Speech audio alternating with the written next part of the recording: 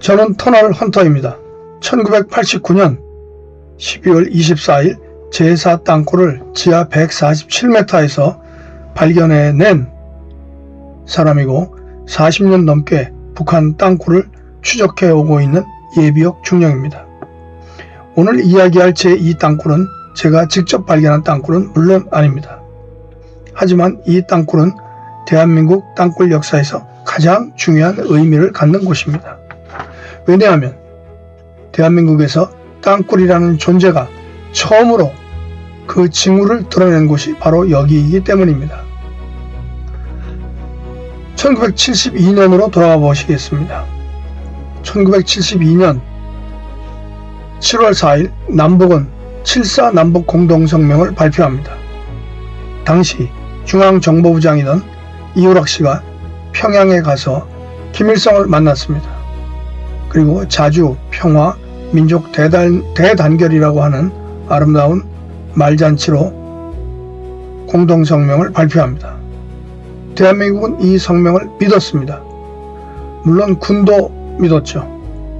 이제 전쟁은 끝이 나는 건가? 이런 생각을 했죠. 평화가 돌아올 거야. 이런 생각도 했습니다. 그런데 말입니다. 1971년 9월 25일, 즉 7.4 남북공동성명 발표 10개월 전에 김일성은 전군의 명령을 내립니다. DMZ를 돌파하는 관통구를 파라, 이렇게 지시를 합니다. 이것이 소위 우리가 알고 있는 김일성의 9.25 전투 명령입니다. 이들은 평화를 이야기하면서 그 이전부터 이미 땅굴을 파왔습니다. 7.4 남북공동성명을 논의할 때에도 땅굴을 파고 있었습니다. 이게 북한의 이중전술, 즉 공산주의자들의 전술입니다. 그러나 대한민국은 어리석게도 이 허망한 공동성명 평화를 믿었습니다. 그러던 중 1973년 11월 20일 07시입니다. 강원도 철원 DMZ 지역에 육사단 19연대 1대대 2중대 상병 이기태, 일병 김호성, 이 두 병사가 244 경계호 근무 시에 이상한 폭음을 듣습니다. 그리고 그 주변에 아마 샘물이 있었던 모양입니다. 그 샘물에 보니까 샘물이 이렇게 맴돌이를 치는 것을 발견하게 됩니다. 그래서 이 두 병사는 즉각 이것을 보고를 했습니다. 중대장은 박동명 대위였습니다. 그래서 이때부터 박 대위와 사단에서는 무언가 땅속에서 진행되고 있다 하는 것을 느낀 거죠.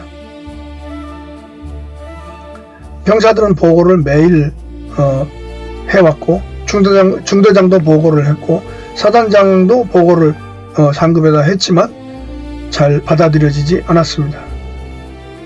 그 당시 사단장은 정명환 장군이었습니다. 정명환 장군은 이 보고를 믿었습니다. 그래서 상부에 보고를 했죠. 그러나 상부에서는 아무도 믿지 않는 분위기였습니다. 왜냐하면 7.4 남북 공동성명을 맺었는데 북한이 땅굴을 팔 리가 없다. 병사들이 착각한 것일 거다. 또는 사단장이 너무 예민한 거 아니냐. 이런 분위기가 많이 있었다고 합니다. 정명환 장군은 아주 고통스러웠죠. 제가 이 이야기를 어떻게 아느냐. 1984년 제가 중대장으로 근무할 때에 7사단입니다. 여기는 정명환 장군님은 6사단이고 저는 7사단이거든요. 7사단에서 근무할 때 땅속에서 소리를 들었습니다.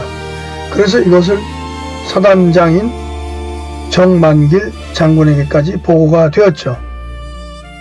그런데 똑같이 이 내용을 상급부대에서 잘 믿지 않았습니다.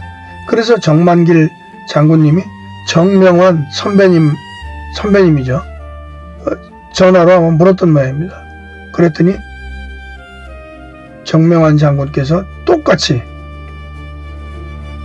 아무도 믿어주지 않아서 얼마나 힘들었는지 모른다. 땅굴 발견도 힘들지만 주변을 믿게 하는 것이 더 힘들다. 이런 말씀을 하셨다고 정만길 사단장님이 저에게 말을 전했고 또 이렇게 명언을 남겼습니다. 땅굴은 미치지 않고서는 찾을 수 없다. 정말 그랬습니다. 정상적인 사고로는 누가 평화협정을 맺으면서 땅굴을 판다고 상상이나 하겠습니까? 그런데 북한은 그걸 했습니다. 그리고 우리는 믿지 않았죠. 당시에 사단에서 이 청음을 하기 위해서 했던 작전은 독수리 작전이라고 합니다. 여기에는 PSR-1 18대, 청진기가 17개가 동원됐습니다. 재밌죠? 청진기. 예. 그리고 녹음기가 3대 이렇게 동원됐는데 73년 11월 20일부터 12월 3일까지 14일간 총 43회 571발이 들렸습니다. 그런데 갑자기 73년 12월 4일부터 그러니까 3일까지는 들렸는데 4일부터 다음해 7월 24일까지 무려 8개월여 동안 폭음이 완전히 중단됐습니다. 아마 사단에서 움직이는 것이 적에게 포착이 된 것으로 추정을 합니다. 뭐 여러 가지 다른 이유도 있습니다만 이것이 가장 큰 원인이라고 생각합니다. 그리고 그 다음에 7월 25일 09시 55분부터 다시 폭음이 들리기 시작했는데 이때는 19연대가 아니고 7연대로 교대됐습니다. 여기 1대대, 2중대, 상병 박헌상과 일병 이삼택 이 두 분이 똑같은 경계호 244번 경계호에서 폭음을 들은 것입니다. 그리고 이 당시에는 하루에 300발이 넘는 폭음을 청취를 했습니다. 그리고 거의 매일 폭파 작업을 했는데 또 입구 지역에서도 위장 폭발을 했습니다. 그러니까 북한 지역에서 뻥 하고 터뜨릴 때 같은 시각에 지하에서 터뜨리는 거죠.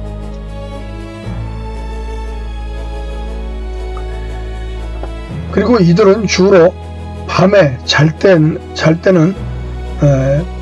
폭파 작업을 하지 않았습니다. 10시부터 오후 2시, 그 다음에 오후 4시부터 저녁 8시까지 이 시간에 주로 폭파 작업을 많이 했습니다. 어찌되었건 이런 사례가 있는데 저도 이것을 경험을 했습니다. 소리가 난다고 그래가지고 상급부대에서 옵니다. 보고를 하니까 오면은 소리가 전혀 안 나는 거예요. 그러니까 상급부대에서 오신 분들이 한 30여 분 듣다가 야 소리 아무것도 안 나잖아 이러면서 그냥 핀잔을 주면서 아무것도 아닌 일 가지고 난리를 쳐가지고 나를 이 전방까지 오게 만드냐 이렇게 하면서 거의 야단 비슷하게 하면서 떠나신 분들이 굉장히 많습니다. 예, 저에게도. 그래서 저는 그때 야 이게 까마귀 날자 배 떨어진다고 이게 무슨 경우냐 이렇게 생각을 했는데 그 상급부대에서 오게 될 때는 그 집차들이 많이 오잖아요. 뭐 경호차, 헌병차, 뭐 별 몇 개가 온다 하면 그거보다 또 작은 별, 뭐 새끼별 해가지고 뭐 대령 급 해가지고 그냥 차들이 막 우르르 들어옵니다. 뭐 10여 대, 헌병 에스코트 뭐 해가지고 그냥 북한 지역에서 다 봐요. 이거를 다 보고 있다가 뭐 제가 흉내내면 이런 거죠. 동무들 저기 왕창 몰려오니까 중지하라고 이렇게 하면 딱 중지하는 거죠. 이런 경우 참 많이 있었습니다. 예, 그런데 이러한 것들이 단순히 뭐 6사단이나 7사단에만 국한된 것이 아니고 1973년 이래로 50년이 넘도록 한국 우리 육군, 저도 뭐 육군 출신입니다만 뭐 누워서 침 뱉기가 아니고 좀 각성을 하자는 뜻에서 말씀드리면 어떤 그 시스템적인 근본적인 문제 같습니다. 제가 땅굴이라고 주장했는데 안 되니까 땅굴 탐지과로 중대장 보직 끝나고 가가지고 4년 정도 만에 사땅굴을 발견해낸 거거든요. 근데 사땅굴 발견 이후 지금까지 사땅굴 발견일은 공식적으로 90년 3월 3일입니다.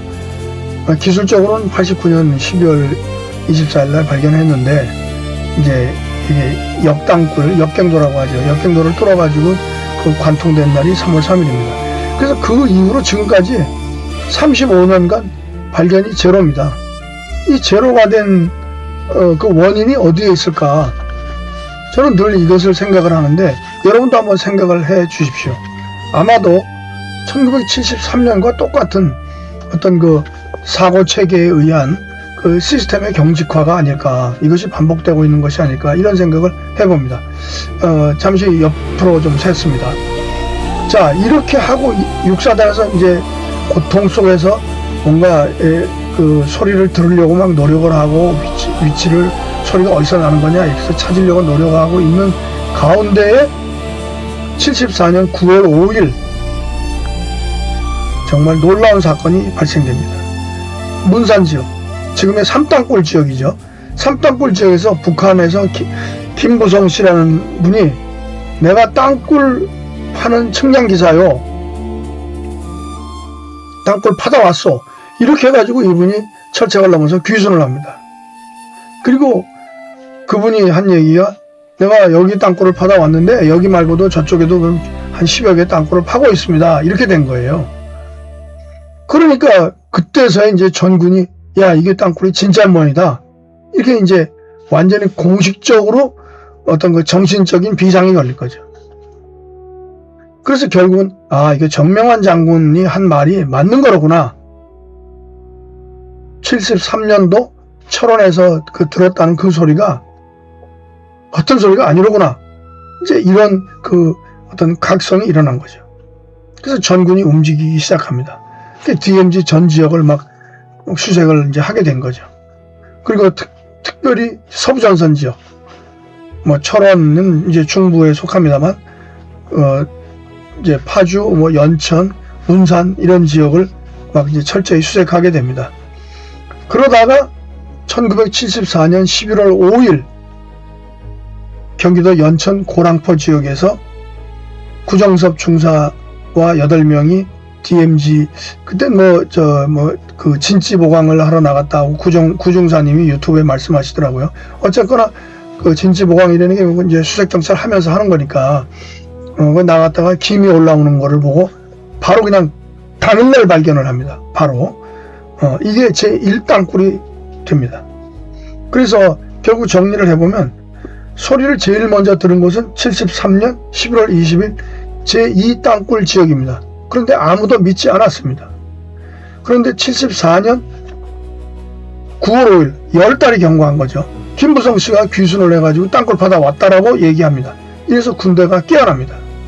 그리고 74년 11월 몇 달 뒤죠. 몇 달 뒤에 제1땅굴을 발견하게 됩니다. 제1땅굴 발견하고 난 뒤에 이제 요새 말로 얘기하면 뜨거워가 된 겁니다. 뜨거. 그래서 아마 대통령령으로 26위원회라는 것이 구성이 돼가지고 군 전체적인 활동이 일어나게 됩니다.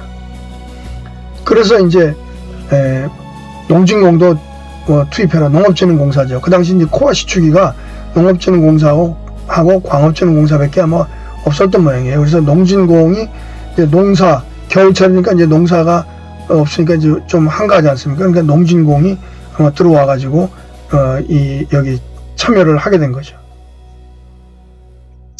그래서 74년 12월 17일부터 이제 시추를 하게 돼가지고 대략 최고 깊이는 110m까지 시추를 했고 총 49개 공을 시추를 해가지고 땅굴을 발견하게 됩니다.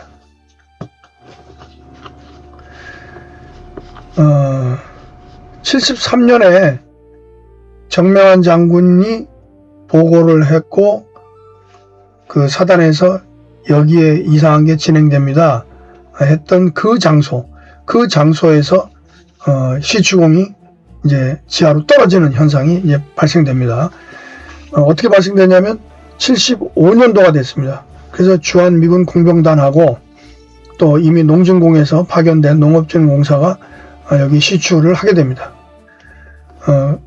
그 당시에는 한미연합사가 없을 때인데 한미연합으로 연합 활동이 된 거죠. 그 다음에 한국 쪽에서는 이제 군대뿐만이 아니라 관 기관들까지 동원돼 가지고 시추를 하는데 라다시 11번 공인가요? 10번 공인가요? 거기서 53m 지점에서 코아 시추기 로트가 힘없이 툭 떨어집니다. 그래서 야 이거 지하 공동이로구나 이제 이렇게 직감을 하고 거기다 물을 붓기 시작하는데 물이 무한정 들어가는 겁니다. 아무리 물을 부어도 계속 들어가는 겁니다. 그리고 얼마 안 있다가 자 그러면 그 코아 그 밑에 뭐가 있나 해가지고 이렇게 코아 그 로또를 뽑아 올립니다. 뽑아 올리니까 그 밑에서 뭐가 나왔냐면 진흙, 그 진흙 안에 풀뿌리가 있는 겁니다. 풀뿌리. 아 정말 우습죠. 북한 애들이 급하니까 진흙을 막 어디서 구해가지고 그러다가 시추공을 틀어 막았는데 그 진흙 안에 이제 막 이제 흙을 이렇게 하니까 급하게 하니까 풀뿌리가 있었던 모양이에요. 그걸로다가 이제 구멍을 틀어 막은 겁니다. 그 당시 코아 시추는 구멍이 작아가지고 막을만 했습니다. 한 4cm, 4cm에서 5cm 정도 되는 그런 코아 시추공이니까요. 예. 한번 여러분들 상상해 보십시오. 땅속에서 막 땅굴 판다고 작업하고 있는데 위가 뚫리면서 샥 하면서 뭐가 툭 떨어지는 북한군이 얼마나 놀랬겠습니까? 또 좀 놀란 거 생각해 보면 아주 재미있습니다. 그래서 이제 북한군이 자신들의 비밀 작전이 발각됐다 하는 것을 이제 느끼게 된 거죠. 그래서 이 시추공으로 이제 어떤 지하에 공동이 있다는 것이 이제 확인이 됐고 총 7공이 그 이후에도 계속 뚫어가지고 명중이 됩니다. 명중이 되는데 그 명중된 것 중에서 5공은 거의 중간에 명중이 됐고 2공은 사이드 땅굴 옆으로 이렇게 지나간 거죠. 그래서 약간 땅굴에 노출됐다가 또 그냥 밑으로 내려간 겁니다. 그렇게 됐는데 그래서 이제 이 땅굴의 존재를 이제 확실히 알게 됐죠. 그러면 이제 땅굴이 이렇게 해가지고 위치가 파악이 됐으니까 이제 거기다 역갱도를 굴설을 해야 되지 않습니까? 지금은 이제 역갱도라는 용어로 쓰는데 그 당시에는 옆땅굴이라고 그랬습니다. 옆땅굴, 옆굴 또는 옆땅굴 이렇게 했는데 이 역갱도 공사를 하려면은 이제 땅굴이 밑에 깊이 있으니까 이렇게 파고 내려가야 되지 않습니까? 파고 내려가서 이제 이걸 맞춰야 되는데 이걸 완경사로 이렇게 팔 것이냐, 조금 급경사로 이렇게 팔 것이냐, 이제 이 문제가 있는데 완경사로 파면은 길이가 길어지죠. 급경사로 파면은 짧아지는 대신 이제 공사하기도 힘들고 나중에 들어왔다 나갔다 하기도 힘들고 그렇지만 공사 기간이 완경사는 너무 한 달 반 이상 걸리기 때문에 빨리 해야 되는 그런 이유로 18도 경사로 내려가게 됩니다. 18도 경사로 내려가서 수평으로 조금 내려가서 이 관통을 시키는 거죠. 그렇게 해서 88m를 이제 18도 경사로 내려가고 31m를 수평으로 내려갑니다. 수평으로 갑니다. 그래서 총 119m를 굴진을 해가지고 북한 땅굴을 뻥 뚫고 들어갑니다. 토탈 기간은 약 한 달 좀 더 그 정도 걸린 것 같습니다. 이러한 내용들이 여기 지금 보시는 유병현 대장님 회고록에 잘 나와 있고요. 또 이 땅굴 관련해 가지고 당시 역갱도 공사를 했던 이 공병 여단장 장희성 대령이 쓴 책에 잘 나와 있는데, 이 책은 시중에서 구할 수가 없습니다. 군 내부에만 있는 자료로 제가 과거에 이제 보고서 이렇게 필기해 놓은 게 있었는데, 그런 거는 있지만 저도 공식적인 그 책을 구하지는 못했습니다. 어쨌거나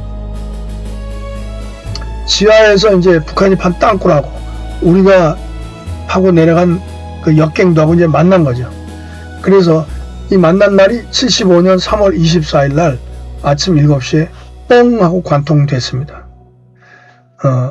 그래서 여기는 여러분이 잘 아시겠습니다만 철원, 평강, 금화 이렇게 세 군데를 잇는 철의 삼각지다 이렇게 해가지고 아주 유명한 그런 곳인데, 여기가 아주 재밌게도 6사단하고 3사단하고 경계 지역입니다. 200m만 더 가면 3사단이에요. 그러니까 북한이 뚫었고, 사땅굴도 바로 옆이 12사단입니다. 사땅굴 자체는 21사인데 여기 가려면 12사단 길을 통과해서 올라가야 됩니다. 여기도 바로 옆이죠. 그러니까 사단하고 사단 경계 지역에 북한 애들이 정확하게 땅굴을 판 겁니다. 이 점은 우리가 아주 깊이 생각해야 되는데, 제가 얘기하는 7사단도 바로 21사단의 왼쪽입니다. 바로 경계 지역이죠. 예. 어쨌거나 이렇게 해서 두 터널이 3월 24일 날 07시에 만났습니다. 딱 보니까 땅굴이 높이가 2m, 위에가 폭이 그러니까 폭이 2m, 높이가 2.1m 정도 되고 밑에가 2.2m입니다. 굉장히 넓고 아주 보기 좋은 땅굴입니다. 제가 봐서는 땅굴 공사로 가장 멋지게 한 곳이 이 땅굴이라고 저는 생각합니다. 가장 넓고 뭐 그 안에 뭐 여러 가지 그런 장치나 이런 것들이 이 사람들이 아주 이것을 뭐 천년 만년 쓰려고 정말 잘 만든 것 같습니다. 그러니까 우리가 딱 파고 내려갔을 때는 이미 그 한 달 정도 소요됐지 않습니까? 그 소요된 기간 중에 거기 있던 레일하고 모든 걸 다 철수했습니다. 전기시설하고 다 철수했는데 침목 몇 개가 남아 있었고, 그 다음에 이제 뭐 이렇게 철핀을 박아가지고 전선을 이렇게 연결하지 않습니까? 그런 것들이 몇 개 남아 있었습니다.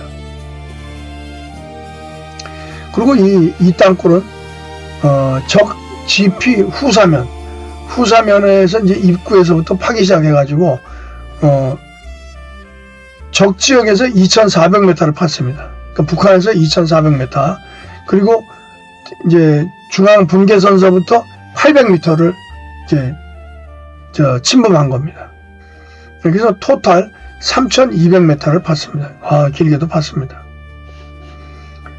그래서 결국은 이들은 72년 7.4 남북공동성명을 이야기하면서 내내 땅굴을 팠고, 그것을 마침내 75년도에 우리가 관통을 해가지고 발견한 것이고, 결국은 정명한 장군님의 그 판단이 옳았고 당시에 그 병사들의 보고가 옳았다는 것을 증명했습니다. 이제 땅굴이 발견됐으니까 그 다음은 어떻게 해야 될까요? 소위 말해서 소탕작전을 합니다. 북한 땅굴 내부를 이제 깨끗이 정리를 해야 되는 거죠. 청소를 하고. 그리고 거기에는 북한군이 있을 수도 있고, 북한군이 설치한 장애물, 북한군이 설치한 부비출에 북한군이 설치한 폭발물이 남아 있을 수 있습니다. 그런데 이들이 우리가 그 역갱도로 파고 내려간 바로 한 15m 지점서부터 장애물을 뭐 한 10중으로 설치를 해놨습니다. 장애물을 무수히 설치를 한 거예요. 그리고 부비출랩을 뭐 도로에다가 눌러놓은 거 폭약, 뭐 공중에 매달아놓은 부비출랩, 뭐 옆에 있는 거 뭐 온 천지에 부비출랩을 그냥 가는 데마다 계속 설치를 한 거예요. 그래서 전진을 하는데 시간이 무지무지 오래 걸렸습니다. 그리고 돌을, 이 호박돌 있지 않습니까? 이만한 거, 한 3, 40, 50cm 되는 거를 담장 쌓듯이 차곡차곡 쌓아가지고 몇 메타 두께로다가 이 호박돌을 쌓았고, 심지어 조금 더 나가니까 철로다가 이렇게 문틀을 만들고 거기에 철문 같은 것을 달아놓고 그 외곽을 돌로다 쌓았습니다. 그걸 이중으로 해가지고 우리가 이쪽 철문을 열면은 저쪽 철문 안에서 총안구가 있어가지고 거기서 총을 쏘려고 딱 그렇게 준비를 해놨습니다. 그러니까 이중 철문으로 된 것도 있었습니다. 이게 한 6, 7m, 10m 정도 이렇게 이격된 곳에 이렇게 해놓은 것도 있었습니다. 그러니까 아주 그냥 사생결단을 땅속에서 하려고 각오를 한 거죠. 이렇게 해가지고 제가 정확한 개수는 모르겠습니다만 한 10여 개 이상의 그 엄청난 장애물이 이렇게 싼 게 아니라 그냥 돌을 한 몇 메타 두께로 싼 겁니다. 그러니까 그 돌을 하나씩 안에 주워가지고 하나씩 안에 조심스럽게 옮겨야 되죠. 왜냐하면 그 밑에 폭탄이 있으면 드는 순간 터지지 않습니까? 그러니까 지뢰 탐지기로 해도 목함 지뢰나 이런 것은 안 나오지 않습니까? 그러니까 얼마나 위험한 그 일입니까? 예. 그러니까 시간이 어마어마하게 걸렸고, 그 당시 그 공병 여단에서 그런 사단 공병대에서 근무하신 분들의 노고가 이루 말할 수가 없습니다. 여러분들 주변에 그 어떤 노병이 계시는데 74년도에 20대니까 지금 다 돌아가셨겠네요. 예. 대부분. 예, 혹시 그분들이 있으시면 그분들에게 경의를 표하십시오. 정말 저는 아직 이런 분들을 만나 뵙지는 못했습니다만 언제고 만나면 제가 정말 진심으로 경의를 표하고 싶습니다. 그래서 정말 이 아주 어려운 그 전진을 하고 있었는데, 그렇게 하면서부터 85m까지 이제 개척을 했습니다. 85m를 이제 들어갔는데 여기에도 또 이제 장애물이 있는 거죠. 그런데 하여간 누군가가 방독면을 써야 된다 이렇게 얘기를 해가지고 그 병사들이 방독면을 쓰고 들어갑니다. 쓰고 들어가서 작업을 시작을 했는데 1시간이 지나도 소식이 없는 겁니다. 땅굴 안에는 무전이 안 됩니다. 그래서 유선 전화기를 가지고 들어가는데 2회선을 가지고 들어간다 하더라고요. 하나가 안 될 때 아무리 그래도 대답이 없는 거예요. 그래서 또 2차, 3차, 4차, 5차까지인가 한 4차 정도까지는 들어갔습니다. 들어가가지고 들어가는 대로 그냥 막 이제 쓰러지고 실신하고 막 이렇게 해가지고 최초 들어가신 7분이 그대로 희생됐고요. 나중에 들어가신 분 중에 아마 한 분이 실신했다고 그러는데 그분이 돌아가신 것 같습니다. 그래서 공식 희생자는 8분으로 되어 있습니다. 그게 정말 안타까운 우리의 젊은이들이 거기서 돌아가신 거죠. 이렇게 우리가 열심히 이런 공사를 하고 있었는데, 요 공사를 하기 이렇게 하는 중간에 3월 5일입니다. 3월 5일 날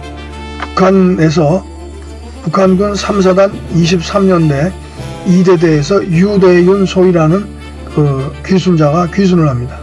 그러니까 김보성 씨가 74년 9월에 귀순했는데 유대윤 소위가 75년 3월에 귀순합니다. 그러니까 75년도에 이 땅굴 지역에서 막 뭔가를 열심히 하고 있을 그 당시에 귀순을 해가지고 자기가 이 땅굴 파는 것을 파다 왔고 하고 있는데 갑자기 공사를 중지하라 이런 명령이 떨어졌는데 그 날짜가 74년 2월 며칠이다 이랬는데 그 날짜가 정확하게 북한에서 공사를 중지한 날짜, 그러니까 발파 소리가 딱 끝인 날짜가 똑같습니다.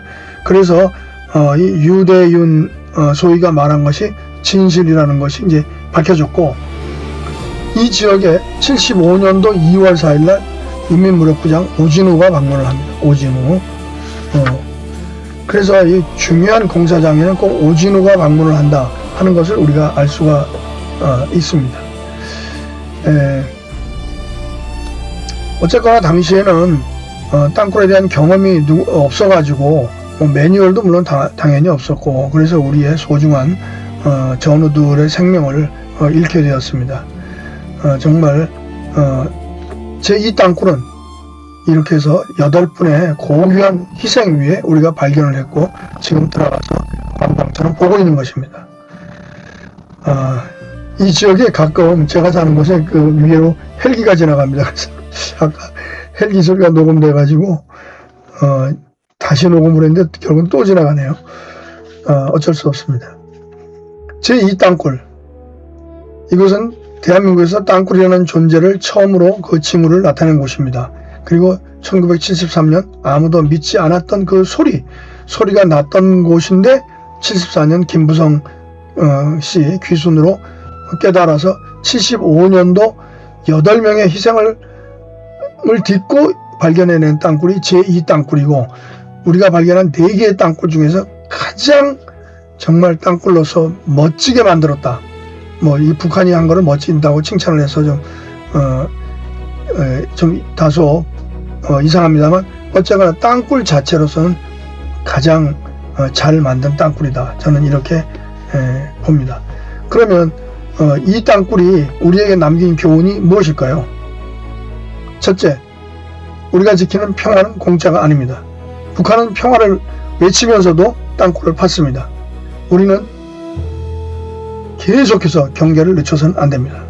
둘째, 우리 정만길 사단장님이 정명환 장군님하고 통화하고 난 이후에 저에게 던지신 말씀, 미치지 않고서는 땅굴을 절대 찾을 수 없다. 그래서 우리는 땅굴을 끝까지 있다는 전제하에 물고 늘어져야 하는 것입니다. 셋째, 희생을 최소화해야 되고 또 그 희생을 기억해야 합니다.